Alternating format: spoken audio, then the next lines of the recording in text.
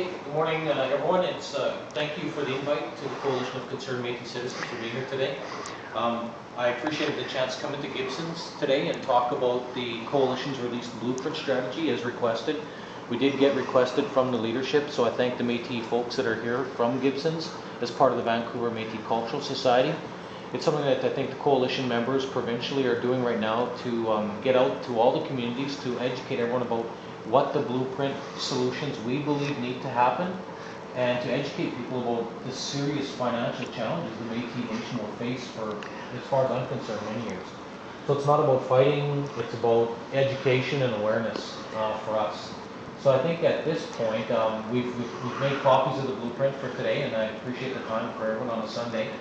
And we continue to just come out and do these things.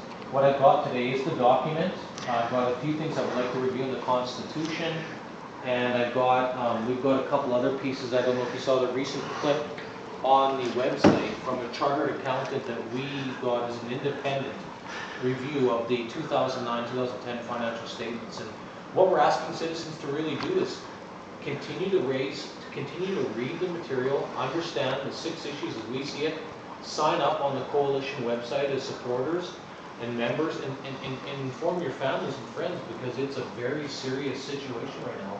And I personally, as I've said on many occasions, feel that there's no getting out of this. I think that we are on the road to absolute bankruptcy, and if the bank called the loan tomorrow, we'd be bankrupt. And I think that's putting all the programs and services that were intended for the people of the Métis Nation in British Columbia at serious risk without the constitutional authority to do so. And I keep trying to help people understand what I mean by that. So that's all part of what we're trying to do, is raising awareness going forward. So thank you for that. I think as we learn about what the financial state of affairs for the MNBC is, I think it's really important that people understand why I continue to assert that the MNBC is not following their own constitution, even when it resolves or deals with issues of finance. I know people think of the Constitution of the Métis Nation BC as governance only, but it actually speaks to finance in there. And I want to point us to Article 13 in the MNBC Constitution that talks about that. Article 13 of our Constitution says the MNBC shall be responsible for ensuring that communities, departments, programs, and services are running smoothly and have the necessary resources to enable them to operate efficiently.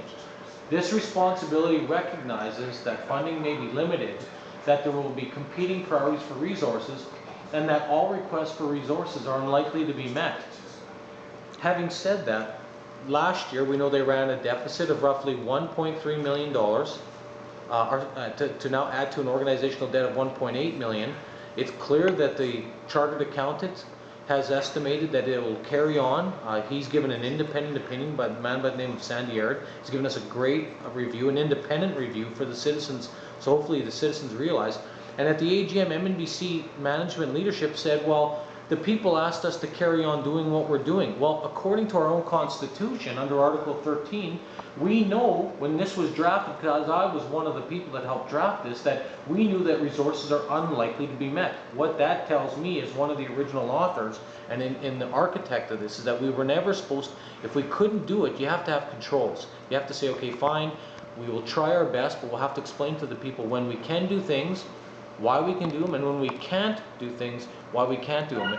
And financial controls are not being kept, and I really think we're well on our way to continued deficits, and I'm not sure when the banks and different partners are going to step in and deal with this, because we are trying as citizens to do something about it, and we're just stonewalled and blocked. So unfortunately, they're not following their own constitution.